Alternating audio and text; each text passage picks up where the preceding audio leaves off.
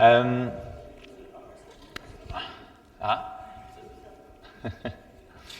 Fait qu'on va peut-être juste remettre ça en prière, l'étude qu'on va avoir ce matin, puis remettre le temps de chasse que les chasseurs ont en ce moment. On a beaucoup des gens qui sont partis à la chasse. Fait qu'on va juste remettre ça à Dieu. Je te remercie, Seigneur, pour le temps qu'on va passer ensemble ce matin autour de ta parole. Je te remercie pour de nous avoir pourvu de ta parole, pourvu de ton Église aussi. Je te demande de remettre entre tes mains les membres de l'Église qui sont à la chasse présentement, préserve-les, fait qu'il n'y arrive pas d'incident, puis que tout se passe bien, puis qu'on puisse entendre des belles histoires de chasse là, à leur retour. Amen. Amen. OK. Je ne sais pas si vous vous souvenez, mais dans le fond, le pasteur Luc m'avait demandé là, de le remplacer l'année passée, puis on avait commencé une étude sur le credo des apôtres. Je ne sais pas si vous vous souvenez, on avait fait dans le fond 4 premières études, puis là on est rendu à la 5e. Le credo des apôtres, je ne sais pas si ça vous dit quelque chose pour la plupart. J'entends comme une espèce... c'est correct? OK. C'est ça, le credo des apôtres. Je ne sais pas si ça va vous dire quelque chose. Pour la plupart, probablement, ceux qui sont allés à l'Église catholique. Mais on avait vu le pourquoi qu'on avait choisi le credo des apôtres. Avec Pasteur Luc, on est en train de regarder la confession de foi, la 1689. Le credo des apôtres, si vous voulez, c'est l'ancêtre des confessions de foi. C'est le premier édit qui a été fait par des chrétiens, par les apôtres à ce moment-là, qui décrit l'essentiel de la foi chrétienne. Fait que de tout temps, il a fallu que les chrétiens, que l'histoire de l'Église se parlent ensemble et disent, bon, bien, on croit en quoi? Oui, les Écritures, mais est-ce qu'on est capable de le résumer? Donc, le credo des apôtres a été, si vous voulez, la première forme de confession de foi de l'histoire de l'Église. Puis selon la tradition, là, on en avait parlé pendant la première capsule, selon la tradition, les apôtres, avant de partir aux 4 coins, si vous voulez, de l'Empire romain, il a fallu qu'ils s'entendent sur en quoi qu'on croit. Tu sais, dans le temps, le Nouveau Testament n'était pas encore écrit, il était en cours de rédaction, on est au début de l'histoire de l'Église. Donc, les apôtres ont dû dire, bon, bien, en quoi qu'on croit? Fait qu'ils ont énuméré, si vous voulez, un court texte qui nous est encore parvenu, encore aujourd'hui, puis c'est le credo des apôtres. Fait que je vais vous le relire pour vous mettre dans le bain, puis on va insister là, sur où est-ce qu'on est rendu. Donc, le credo des apôtres, si jamais vous vous en souvenez par cœur, là, vous pouvez me suivre. Je crois en Dieu, le Père Tout-Puissant, Créateur du ciel et de la terre, et en Jésus-Christ, son Fils unique, notre Seigneur, qui a été conçu du Saint-Esprit, est né de la Vierge Marie. Il a souffert sous Ponce Pilate, il a été crucifié, il est mort et a été enseveli. Il est descendu aux enfers le 3e jour, il est ressuscité des morts, il est monté aux cieux, il s'est assis à la droite de Dieu, le Père Tout-Puissant, et de là, il viendra juger les vivants et les morts. Je crois en l'Esprit Saint, je crois en la Sainte Église universelle, la Sainte Église catholique, là. La communion des saints, la rémission des péchés, la résurrection du corps et la vie éternelle. On a ici vraiment un condensé de la foi chrétienne. C'est pour ça, étant donné que c'est condensé, on va prendre le temps de bien digérer chaque ligne ensemble. Donc, on était rendu à notre credo des apôtres sur la ligne qui parle de Ponce Pilate. On est rendu à la 5e capsule sur le credo. Fait qu'on va aborder la ligne du « Je crois en Jésus-Christ qui a souffert sous Ponce Pilate ». Cette ligne-là, on va essayer de la considérer avec les 4 autres lignes qui la suivent. C'est-à-dire qu'il a souffert sous Ponce Pilate, il a été crucifié, il est mort et a été enseveli. Il est descendu aux enfers le 3e jour, il est ressuscité des morts. Fait que ça fait partie d'un tout. On va insister sur la première phrase, « Il a souffert sous Ponce Pilate ». On va vraiment se focusser aujourd'hui là-dessus. C'est quand même curieux, si vous voulez, que les apôtres, si on suit la tradition, aient énuméré Ponce Pilate. Tu sais, il aurait pu dire Jésus-Christ qui a fait beaucoup de miracles, Jésus-Christ qui a fait telle chose, Jésus-Christ qui a été suivi par les 12 apôtres. Pourquoi qu'il a énuméré Ponce Pilate, qui est quand même un personnage sensiblement secondaire dans l'histoire? C'est ce qu'on va voir ce matin. Puis en fait, là, cette phrase-là, ça ancre l'histoire de Jésus-Christ dans l'histoire de l'humanité. Même les gens, si vous voulez, si on se fie que le Credo des apôtres a été écrit pendant le vivant des apôtres, des disciples de Jésus, il y a eu tout de suite de l'incrédulité, c'est-à-dire, ça s'est-tu vraiment passé, tout ça, ça s'est-tu vraiment passé, est-ce que Jésus-Christ est vraiment mort, vraiment ressuscité le troisième jour? Bien, le fait de dire sous Ponce Pilate, c'est un personnage historique, c'est un personnage que tout le monde connaissait à l'époque. Quand est-ce que ça s'est passé, ces événements-là? Où ça? Sous Ponce Pilate, en Judée, sous Ponce Pilate. Fait qu'aujourd'hui, on va se focaliser là, sur le principe que Jésus a souffert, parce qu'il a souffert sous Ponce Pilate. Puis, on va focaliser aussi notre attention sur le fait que c'est un phénomène historique. Autant que Christophe Colomb a découvert les Amériques en 1492, en tout cas, Jésus-Christ qui est mort à la croix puis ressuscité le troisième jour, c'est un phénomène historique. OK? Puis qu'on y croie ou pas, ça ne change rien. Jésus, ce n'est pas comme le Père Noël qui a besoin que les gens croient en lui pour exister. OK? Il existe, puis il a fait tout à la croix indépendamment de qu'est-ce qu'on y croit ou pas. On a la possibilité, puis ça change quelque chose à notre éternité si on y croit ou pas. Sauf que ça ne change rien au fait que ça s'est vraiment passé. Les gens vont nous dire autour de nous, bien, il y a juste la Bible qui raconte l'histoire de Jésus. C'est dur à croire, mais est-ce que c'est vrai? Est-ce que c'est vrai que c'est juste la Bible qui raconte ces phénomènes-là? Je vais prendre plaisir à nous démontrer ce matin que non. Ce n'est pas juste la Bible qui démontre ça. Par contre, la Bible est suffisante. C'est un récit historique, puis il y a un consensus là, chez les historiens qui disent que c'est un livre historique qui raconte des phénomènes puis des faits qui se sont vraiment passés, produits. Mais Dieu, dans sa souveraineté, nous a laissé d'autres écrits qui viennent approuver les Écritures. Cornelius Tacitus, pour en nommer un des plus grands historiens de la Rome antique, qui a vécu pendant le 1er siècle, décrit le règne de l'empereur Tibère, qui était l'empereur romain de l'époque de la crucifixion de Jésus, et parle de la crucifixion de Jésus-Christ en Judée par Ponce Pilate. Fait qu'il énumère Ponce Pilate, puis il énumère les événements qui entourent la crucifixion de Jésus-Christ. Thallus, un autre historien, est un des premiers écrivains séculiers à mentionner Christ dans ses écrits. Il va même parler un petit peu de, je ne sais pas si vous vous souvenez dans le récit de la crucifixion qu'il y a eu de l'obscurité sur toute la surface de la terre. Il va parler de ce phénomène-là. Fait que c'est quand même vraiment intéressant de la part d'un non-croyant. Fait que tous ces gens-là n'émettent aucun doute sur l'existence de Jésus. D'ailleurs, on est en 2019 après quoi? Après Jésus-Christ. Fait que c'est sûr que Jésus a déjà existé. Maintenant, de savoir est-ce qu'il est vraiment mort, est-ce qu'il est vraiment ressuscité le troisième jour, c'est ce que nous, les chrétiens, on affirme selon les Écritures, puis on va voir que ce n'est pas nécessairement déraisonné non plus d'affirmer ça. Je n'irai pas plus loin sur les historiens qui énumèrent, les historiens du 1er siècle qui énumèrent Jésus-Christ, mais sachez qu'il n'y a pas juste Tacitus, puis Cornelius, Tacitus, puis Thallus qui énumèrent Jésus-Christ. Il y a beaucoup d'autres historiens de l'Antiquité qui en parlent. Le Credo des apôtres est d'ailleurs fait partie des textes qui nous sont laissés qui parlent de Christ. Puis il parle de la mort et de la résurrection de Jésus-Christ comme étant un phénomène historique. Vous allez me trouver étonnant, là, je vais redire que c'est un phénomène historique.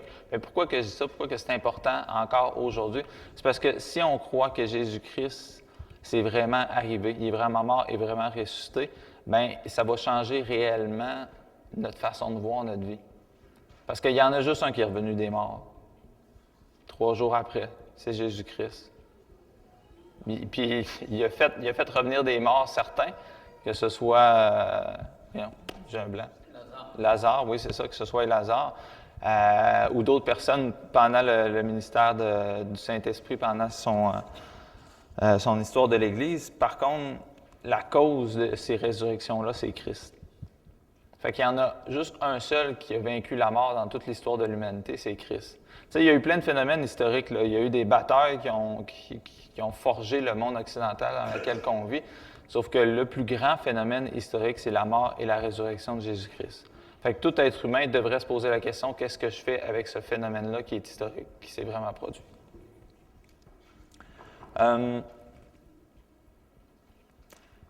Jésus a été condamné sous Ponce Pilate. Tout le monde de l'époque pouvait le confirmer.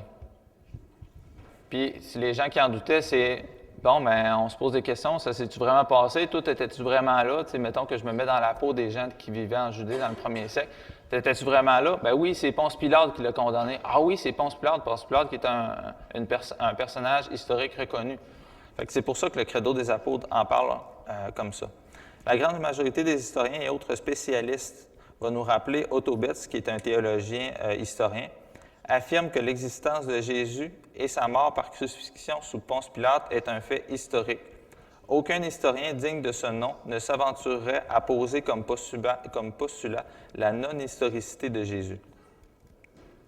C'est facile de voir avec les évangiles puis les écrits extra-bibliques que Jésus-Christ est bien mort sur une croix le jour de la Pâque. Mais est-il réellement ressuscité le troisième jour? Souvent, venant probablement du siècle des Lumières, il y a eu un retour sur l'Antiquité, puis en tout cas, je ne dépeindrai pas tout ce qui s'est passé au siècle des Lumières, mais il est arrivé un certain scepticisme face à la foi chrétienne. Fait qu'on va voir, puis le scepticisme insistait surtout sur les miracles. Est-ce que les miracles se sont vraiment produits? Oui, Jésus a vraiment existé, mais on pense que les miracles sont venus beaucoup plus tardivement dans l'histoire de l'Église. Mais on va voir que son plus grand miracle, sa résurrection, que c'est un fait historique aussi.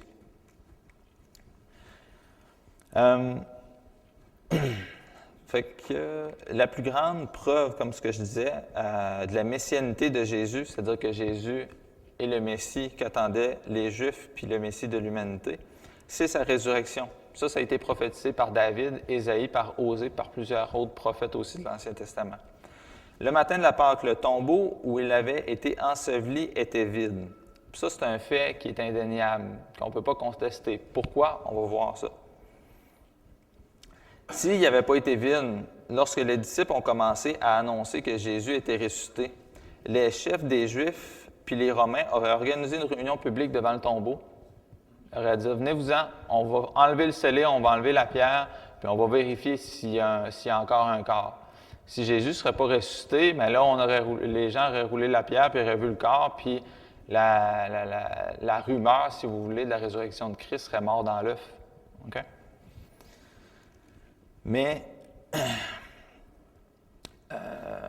le tombeau vide était donc un fait historique. Comment l'expliquer? Tout de suite, la rumeur est venue, puis les Juifs sont nés à cette conclusion-là. Ah, bien, les apôtres ont volé le corps.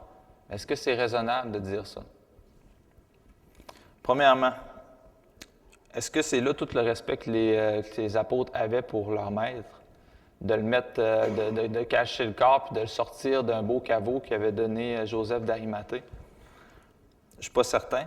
Puis pourquoi est-ce qu'il l'aurait fait? Il faut un motif. Okay? Pourquoi est-ce qu'il aurait fait ça? Pour de l'argent, il n'y avait rien à gagner. Okay? Les apôtres, étant donné la résurrection, puis qu'est-ce qu'ils ont proclamé, se sont fait persécuter, se sont fait torturer, se sont fait mutiler, puis se sont fait exécuter après tout ça. Fait que les apôtres n'auraient jamais craché le morceau en disant « Hey, c'est une histoire inventée, laissez faire ça, puis je vais me sauver la vie à la place. » Fait que tous les apôtres ont été unanimes. Jésus-Christ était ressuscité le troisième jour. Ça ne peut pas être un canular, ça ne peut pas être une histoire inventée. Parce que, comme ce que je disais, il faut un motif. Pour le plaisir de dire qu'il est ressuscité, en vue de quoi? Comme ce que je disais, d'être persécuté, lapidé et crucifié. Puis jusqu'à la fin, personne n'aurait rien dit. C'est impossible. Alors que l'on sait très bien que les évangiles nous décrivent les apôtres, puis ils ne décrivent pas les apôtres comme étant des gens très, très courageux. Okay? Sauf qu'ils l'ont été tout de suite après la résurrection. Il y a eu un phénomène qui s'est passé parce qu'ils étaient prêts à tout laisser tomber. Là. Quand que Jésus s'est fait crucifier, l'apôtre Pierre l'a trahi, ils étaient tous dispersés, ils sont allés se cacher et tout ça. Il a fallu une confirmation, il a fallu que Jésus vienne les visiter une fois ressuscités, puis là, qu'ils ont repris courage, puis que ça les a tellement transformés de ce qu'ils ont vu, qu'ils ont dit, OK, on ne peut plus vivre de la même façon, on ne peut plus vivre cachés, fait qu'ils sont sortis, puis sont allés proclamer ce qu'ils avaient vu. Mais si il n'avait pas vraiment vu ça. C'est impossible de conclure que les apôtres auraient inventé ça, puis ce serait finalement devenu des gens super courageux, mais autour d'un mensonge. Deuxième hypothèse que les gens vont dire, Jésus n'est pas vraiment mort. Il s'est reposé dans le tombeau, puis il s'est levé le dimanche matin, puis il était correct. OK? Encore là, on va voir des démonstrations qui nous disent que Jésus était vraiment mort. OK? Jésus, premièrement, il a été flagellé selon la coutume de l'époque. Il fut déshabillé, puis pas comme on voit dans les films, il était complètement nu. Tu sais, dans les films, il garde un petit peigne, là, ce qui rajoute à l'humiliation. Il a été lié par un poteau dans le tribunal. Les Romains ne connaissaient pas de limite de nombre de coups, contrairement aux Juifs. Jésus fut puni selon les lois romaines. On en revient tout le temps à ce film-là, là, mais la Passion du Christ démontre bien, si vous voulez, la torture de la flagellation. C'est sûr que ça met l'accent, puis c'est vraiment dur à écouter, là, mais on voit les techniques de torture à cette époque-là, puis ça s'est probablement passé à peu près comme ça. Fait que la victime était donc laissée à la merci du bourreau. Les recherches montrent qu'il utilisait des longs bouts d'os ou de métal au bout des flagelles, des fouets. Plusieurs écrits relatent des exécutions de l'époque, décrivant l'état pitoyable des victimes après leur sentence. J'aimerais vous rappeler qu'il y a des gens qui étaient exécutés par la flagellation. Mais Jésus a été flagellé, puis après ça, il a été amené au mont de Golgotha. Fait que, il y a premièrement cette étape-là. Ensuite, comme ce que je disais, Jésus a dû parcourir le chemin qui le séparait du prétoire jusqu'au mont Golgotha. On va lire dans Matthieu 27, versets 27 à 32. Les soldats du gouverneur conduisirent Jésus dans le prétoire et ils assemblèrent autour de lui toute la cohorte. Ils lui ôtèrent ses vêtements et le couvrirent d'un manteau écarlate. Ils tressèrent une couronne d'épines qu'ils posèrent sur sa tête et lui mirent un roseau dans la main. Puis, s'agenouillant devant lui, ils le raillaient en disant « Salut, roi des Juifs ». Et ils crachaient contre lui, prenant le roseau et frappaient sur sa tête après s'être moqués de lui. Et lui ôtèrent le manteau, lui remirent ses vêtements et l'emmenèrent pour le crucifier. Lorsqu'ils sortirent, ils rencontrèrent un homme de Cyrène appelé Simon et ils le forcèrent à porter la croix de Jésus. Donc, le texte nous renseigne que Jésus était tellement faible à ce moment-là qu'il n'a pas été capable de porter sa croix toute seule. Okay? On ne parle pas d'un homme qui est prêt à se reposer dans le tombeau puis à repartir 3 jours plus tard. Là. On parle d'un homme qui agonise présentement.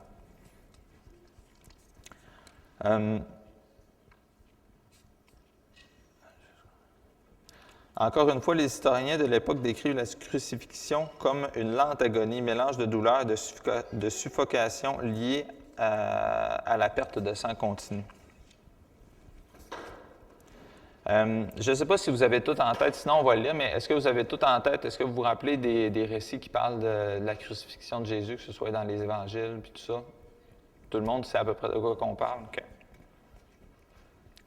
J'aimerais qu'on se rappelle qu'il y a 4 bourreaux qui vinrent examiner avant qu'un ami, Joseph d'Arimathée, fût reçu l'autorisation de prendre le corps pour l'ensevelir. Ce que je veux vous apporter, c'est qu'il y a beaucoup de gens qui ont côtoyé le corps de Jésus mort. Okay? C'était des gens qui étaient habitués de voir des gens morts. On parle des Romains qui ont exécuté Jésus. Fait qu'ils étaient habitués de voir des gens crucifiés, puis décrocher les gens de la croix, puis tout ça. Donc, ils étaient habitués de voir des gens morts. Okay? Fait qu'eux autres, ils n'ont pas dit « Hey, ils se sont pas levés à la main, puis ils ont dit « Je pense qu'il n'est pas mort. » là. Ils étaient assurés que Jésus était décédé. Okay? Il y a Joseph d'Arimathée puis Nicodème qui ont côtoyé aussi son corps, puis il n'y a rien qui nous décrive leur surprise comme disant « Hey, on va prendre soin de lui, puis il n'est pas réellement mort. » Ils l'ont embaumé selon la coutume de l'époque. Fait que, comme ce que je disais, chaque personne ayant eu contact avec le corps de Jésus mort était convaincue de sa mort. Puis des médecins d'aujourd'hui se sont penchés sur les données recueillies du Nouveau Testament pour conclure que lorsque Jésus fut descendu de la croix, il ne pouvait pas être vivant. Les médecins avancent même que Jésus fut mort avant même que son côté fût percé. Cette opinion-là est approuvé par la plupart des théologiens quand on se fie sur Matthieu 27, verset 50, qui va nous dire, quand Jésus est encore accroché à la croix, « Jésus poussa de nouveau un grand cri et rendit l'esprit. » Fait que ça nous décrit vraiment la mort, le moment où Jésus a rendu l'âme.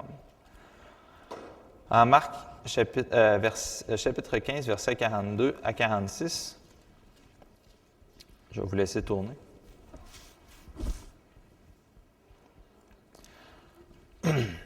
Le soir étant venu, comme c'était la préparation, c'est-à-dire la veille du sabbat, arriva Joseph d'Arimathée, conseiller de distinction, qui lui-même attendait aussi le royaume de Dieu. Il osa se rendre vers Pilate pour demander le corps de Jésus. Pilate s'étonna qu'il fût mort si tôt, fit venir le centenier et lui demanda s'il était mort depuis longtemps. S'en étant assuré par le centenier, il donna le corps à Joseph, et Joseph, ayant acheté un linceul, descendit Jésus de la croix, l'enveloppa du linceul et le déposa dans un sépulcre taillé dans le roc, puis il roula une pierre à l'entrée du sépulcre. Comme ce que je disais, c'est pas que Jésus, une fois sa mort, il n'y a plus personne qui s'est occupé de lui. Il y a des gens qui ont côtoyé son corps, puis qui en sont arrivés à la même conclusion qu'il était mort. Pourquoi j'insiste tellement là-dessus? C'est parce qu'on entend tellement des absurdités aujourd'hui qui nous disent que Jésus n'était pas vraiment mort, qu'il n'est pas vraiment ressuscité, qu'il n'était pas vraiment au tombeau. Si j'insiste tant là-dessus, c'est parce qu'on est assis devant quelque chose d'extrêmement solide au niveau historique. Ces passages, ainsi que les autres passages de l'Évangile, font mention de Joseph d'Arimathée, qui demande le corps de Jésus à Ponce Pilate pour l'ensevelir. Selon les Évangiles, il est possible de conclure que le tombeau était neuf, qu'il appartenait à Joseph d'Arimathée, qu'il était taillé dans le roc et était dans le jardin où Jésus fut crucifié. Selon Jean, chapitre 19, versets 38 à 40, je vous lis ça. Après cela, Joseph d'Arimathée, qui était disciple de Jésus, mais en secret, par crainte des Juifs, demanda à Pilate la permission de prendre le corps de Jésus, et Pilate le permit. Il vint donc et prit le corps de Jésus. Nicodème, qui auparavant était allé voir de nuit vers Jésus, vint aussi, apportant un mélange d'environ 100 livres de myrrhe et d'aloès. Ils prirent donc le corps de Jésus et l'enveloppèrent de bandes avec les aromates, comme c'est la coutume d'ensevelir chez les Juifs. Ce que je veux démontrer encore une fois, c'est qu'il y a des gens qui ont côtoyé le corps de Jésus. Puis ces gens-là étaient habitués. Dans le temps, c'était les proches qui prenaient soin des corps de leurs proches qui étaient décédés. Fait que Nicodème et Joseph d'Arimathée ont fait, selon la tradition, ont pris soin du corps de leur maître, étant convaincus de sa mort, de son décès. On peut conclure que Jésus fut embaumé selon la coutume. Les gens proches de lui l'ont manipulé pendant un certain temps pour l'embaumer. Si Jésus avait été en vie, était blessé ou agonisant, il s'en serait aperçu. Et finalement, les évangiles indiquent qu'une grosse pierre fut roulée de façon à bloquer l'entrée du tombeau, et cette pierre fut scellée. Fait que je vous pose une question. Si Jésus il s'en remet tranquillement, mettons qu'il n'est pas mort, puis qu'il est dans le tombeau, qu'il se réveille, qu'il a pris soin de ses blessures le dimanche matin, puis là, qu'il tente de rouler la pierre par lui-même, si on prend le point de vue que Jésus était humain, puis tout ça, pas divin, il va en être totalement incapable. Okay? Cette pierre-là a été roulée par des dizaines d'hommes. Matthieu, versets 27, 62 à 66. Le lendemain, qui était le jour après la préparation, les principaux sacrificateurs et les pharisiens allèrent ensemble auprès de Pilate et dirent « Seigneur, nous nous souvenons que cet imposteur, en parlant de Jésus, a dit quand il vivait encore, « Après 3 jours, je ressusciterai. Ordonne donc que le sépulcre soit gardé jusqu'au 3e jour, afin que ses disciples ne viennent pas dérober le corps et dire au peuple, il est ressuscité des morts. » Cette dernière imposture serait pire que la première. Pilate leur dit, « Vous avez une garde, allez, gardez-le comme vous l'entendrez. » Ils s'en allèrent et s'assurèrent du sépulcre au moyen de la garde, après avoir scellé la pierre.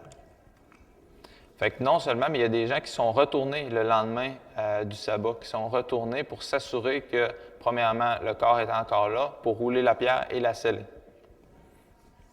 Puis en plus, il allait y avoir des gardes qui allaient garder ce corps-là. OK? Ce qui est intéressant au niveau historique, c'est que Wilbur Smith, qui est un historien, écrit Nous avons plus de preuves de l'ensevelissement de Jésus dans le tombeau de Joseph d'Arimathée que tout autre ensevelissement dans l'histoire de l'Antiquité. Il est raisonnable de conclure que Jésus fut réellement enseveli dans le tombeau de Joseph. Les évangiles parlent aussi d'une garde qui était postée au tombeau de Jésus. Ce n'était pas n'importe quel soldat, en passant. C'était des soldats qui étaient composés, un groupe qui était composé à cette époque-là de 4 ou de 30 soldats. C'était des soldats d'élite. Puis en passant, dormir en service, pour eux autres, c'était puni de mort. Okay? Fait que, tu sais, les gens qui vont dire « Ah, ben ils se sont endormis, puis les disciples sont venus voler le corps », là, c'est impossible. Okay?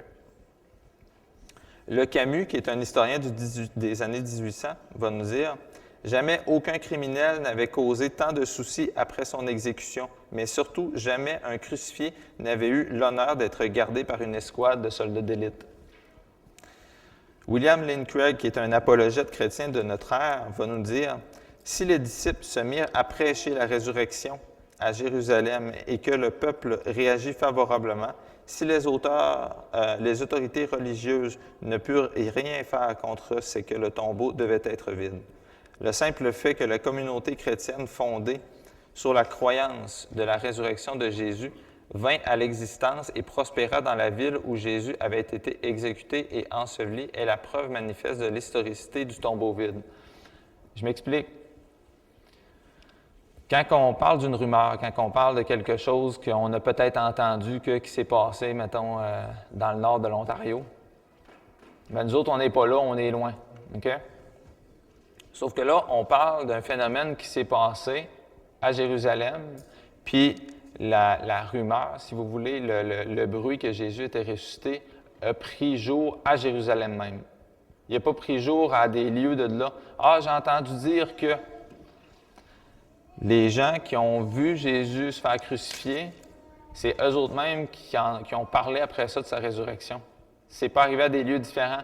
Pour que ce soit une rumeur, puis ça, souvent, ou une légende, la légende va commencer à pas à la même place. Va nous dire « Ah, j'ai entendu dire qu'il y a une histoire qui s'est passée à telle place. » OK? Mais l'histoire ou comment je dis ça? Bien, pas la légende, mais les faits relatés qui se sont vraiment passés à Jérusalem, ça a pris naissance à Jérusalem. Ça n'a pas pris naissance à des lieux de là. C'est encore là ce qui démontre que ça s'est vraiment produit. Un autre théologien va nous dire, Rabbin Pitcha-Lapide qui s'appelle, cette bande d'apôtres apeurés, effrayés, fut prête à tout laisser tomber afin de fuir dans le désespoir vers la Galilée. Mais ces paysans, bergers et pêcheurs qui trahirent et renièrent leur maître, l'abandonnant misérablement, furent soudain changés en groupes missionnaires remplis de confiance, convaincus de leur salut et capables de travailler avec un plus grand succès après qu'avant la Pâque. Ni vision, ni hallucination ne suffisent à expliquer une transformation aussi révolutionnaire. Il y a des gens qui vont dire, bon, mais les apôtres ont juste halluciné le retour de Jésus-Christ. Mais il y a encore là, c'est vraiment intéressant, il y a des recherches qui ont été faites, puis il y a des psychologues, des psychiatres qui se sont interrogés. C'est impossible d'avoir une hallucination avec 120 disciples qui attendent le retour, qui n'attendent pas le retour, une hallucination commune. Eh oui, je l'ai vu. Okay? Surtout que c'est des gens qui ne croyaient même plus en la résurrection. Ils étaient tous démolis, les disciples. Si la résurrection n'était qu'une histoire fabriquée de toutes pièces, pourquoi avoir choisi comme premier témoin de la résurrection des femmes? Je m'excuse pour vous, les dames, ce matin. Sauf qu'à cette époque-là, les femmes étaient vues comme des... Tu sais, à la cour, là, pour défendre un point, tu n'invitais pas une femme pour défendre ton point parce que l'opinion des femmes était zéro considérée à cette époque-là. Okay? Fait que ça rajoute... Si tu essaies d'inventer une histoire, tu ne dis pas, ben c'est des femmes qui l'ont vu en premier. Jésus s'est révélé aux femmes en premier. OK? Il s'est révélé à Marie qui est allée au tombeau. Par contre, si tu essaies d'inventer une histoire, ne choisis pas des femmes, choisis des gens qui ont une certaine crédibilité dans la société de l'époque. Un moment. Un fait historique bien établi, le tombeau vide est le témoignage silencieux de la résurrection de Christ. Il n'a jamais été réfuté. Ni les Romains, ni les Juifs ne purent exhiber le corps de Christ, ni expliquer où il était allé. Il refusa néanmoins de croire. hommes et femmes rejettent toujours la résurrection de Christ aujourd'hui, non pas à cause d'une insuffisance de preuves, mais en dépit d'une multitude de preuves. OK? Ça, il faut le dire, parce que, comme ce que je vous disais, notre foi, oui, est assise sur, à un moment donné, on est obligé de dire, bien, je crois parce que Dieu en parle dans sa parole, sauf que notre foi n'est pas assise sur quelque chose qui est déraisonnable, qui est sans aucune preuve. OK?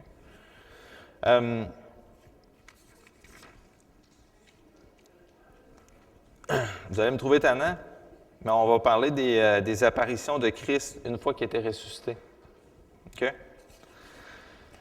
Jésus n'est pas apparu à une ou deux personnes un peu dans le noir, où on n'était pas trop capable de le voir et tout ça. Là. Jésus ne s'est pas caché après sa résurrection. OK?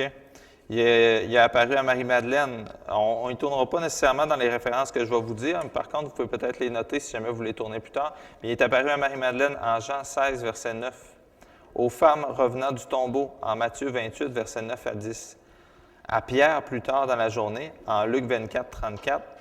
Aux disciples d'Emmaüs sur le chemin, en Luc 24, verset 13 à 33, aux apôtres en présence de Thomas. On se souvient tous de cet épisode-là, qui est en fait un épisode pour les sceptiques.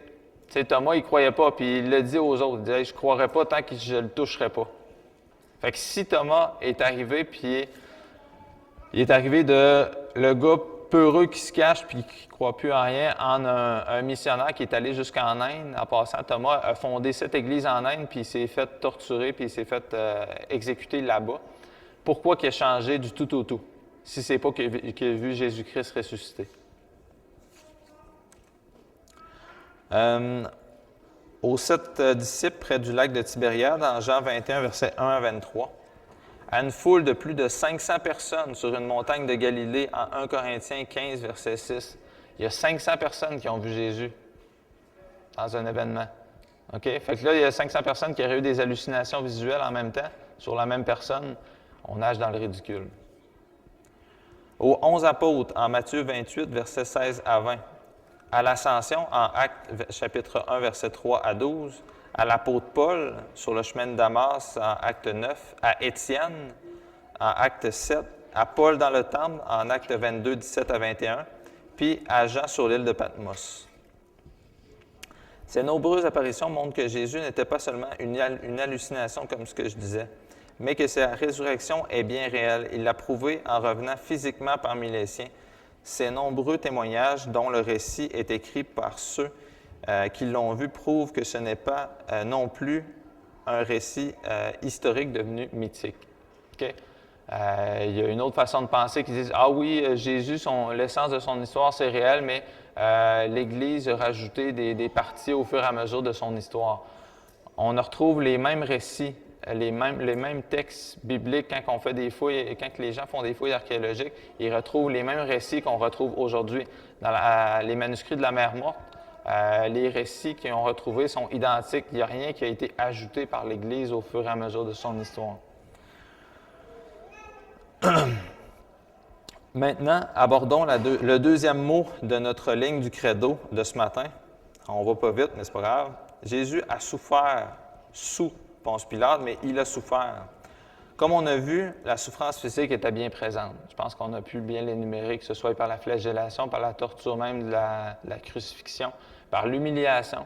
Tu sais, Jésus n'a pas juste été crucifié, mais tout le monde savait que c'était le Messie, puis tout le monde avait du respect. Là. Non, il s'est fait moquer de lui, il s'est fait ridiculiser. Les gens passaient à côté de la croix, puis ils riaient de lui. Là. Tu sais, c'est le Fils de Dieu qui est venu en humanité, puis les gens ont pris la peine de bien se moquer de lui pendant qu'il faisait son sacrifice pour nous sauver. Fait que c'est quand même véritablement unique. Là. Puis il a quand même continué. Il a pu dire à son père, écoute, j'arrête ça là, il n'envahit pas la peine. Là. Par amour pour nous, par amour pour son père qui lui avait demandé, il l'a fait. Fait que le fait, en tout cas, je ne sais pas pour vous autres, mais le fait que ce soit vraiment arrivé, que ça se soit vraiment passé, qu'on ait des démonstrations de ça, ça ajoute encore là, en tout cas à ma foi, puis j'espère que ça ajoute à votre foi aussi. Le Dieu infini s'est fait fini à expérimenter ce que toute l'humanité expérimente depuis la chute, la souffrance. Je ne sais pas pour vous autres, mais la vie sous cette terre, je pense qu'on On a tous vécu ou on en vit tous présentement des moments de souffrance, que ce soit des souffrances psychologiques ou des souffrances physiques.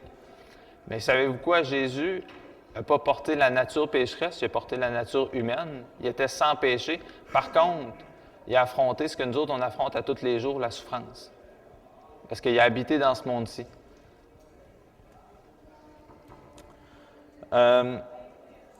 Fait que Dieu, Jésus-Christ, il est le Seigneur et Maître de l'histoire, mais il est aussi le Dieu fait homme qui s'est rendu vulnérable. Dieu est roi, mais il s'est fait homme non pour monter sur un trône à sa première venue, mais pour monter sur une croix, pour laver nos péchés. Pour ne plus jamais qu'aucun de ses enfants n'ait à monter sur une croix et à être un maudit de Dieu. On va tourner dans Philippiens, chapitre 2, versets 6 à 8. Je vais vous laisser tourner. Philippiens, chapitre 2, versets 6 à 8.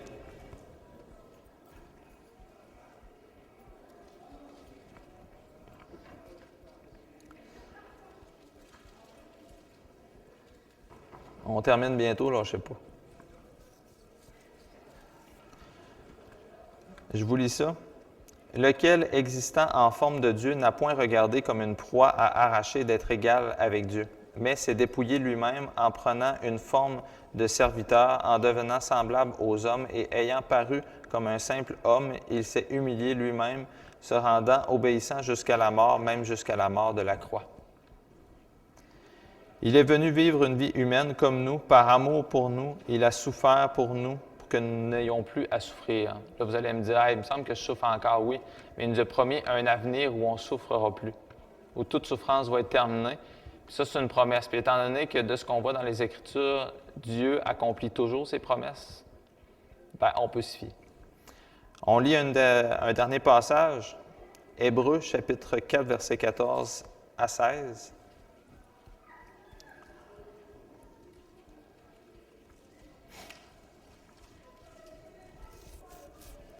Je vous lis ça. Ainsi, puisque nous avons un grand souverain sacrificateur qui a traversé les cieux, Jésus, le Fils de Dieu, demeurons fermes dans la foi que nous professons. Car nous n'avons pas un souverain sacrificateur qui ne puisse compatir à nos faiblesses. Au contraire, il a été tenté comme nous en toutes choses, sans commettre de péché. Approchons-nous donc avec assurance du trône de la grâce afin d'obtenir miséricorde et de trouver grâce pour être secourus dans nos besoins. Il a été semblable à nous et peut compatir à nos souffrances. Oui, pasteur Clermont. As-tu regardé le film L'Enquête? Oui. On peut l'annoncer, L'Enquête. C'est un athée qui se convertit en faisant des recherches sur la résurrection. Oui. Peut-être tu peux l'annoncer pour les gens qui sont dessus. Oui, bien, en fait, c'est ça. Il y a Jésus, L'Enquête, qui est tiré d'un fait historique, c'est un fait vécu. C'est l'auteur Lee Strobel, qui, lui, était athée, puis sa femme est devenue croyante. Puis lui a essayé de démolir la foi chrétienne en s'attardant justement, Jésus-Christ, es-tu vraiment mort, es-tu vraiment ressuscité, et etc. Puis après ça, devant une multitude de preuves, il en est arrivé au fait que Jésus-Christ était vraiment Fils de Dieu, mort et ressuscité le troisième jour. Fait qu'il en est venu à la conclusion qu'il était obligé, si vous voulez, par les faits que Dieu l'amenait, par les faits historiques, d'amener la foi. Puis il n'y a pas juste Lee Strobel, il y a Josh McDowell aussi. Ce qui est intéressant, c'est qu'il y a plusieurs athées qui sont arrivés et ont dit non, moi je vais démontrer que la foi chrétienne, c'est pas vrai. Il y a Josh McDowell aussi qui a fait un petit peu le même processus que Lee Strobel, qui en est arrivé à la même conclusion que, écoutez, on peut juste ajouter foi parce que ces faits-là sont historiques, sont réels. Fait qu'on a le choix soit d'y ajouter foi ou de ne pas y ajouter foi, mais ça ne change rien au fait que Jésus est vraiment mort puis est vraiment ressuscité le troisième jour. Fait que je vous remercie beaucoup de votre écoute puis je vous souhaite un bon dimanche à tout le monde.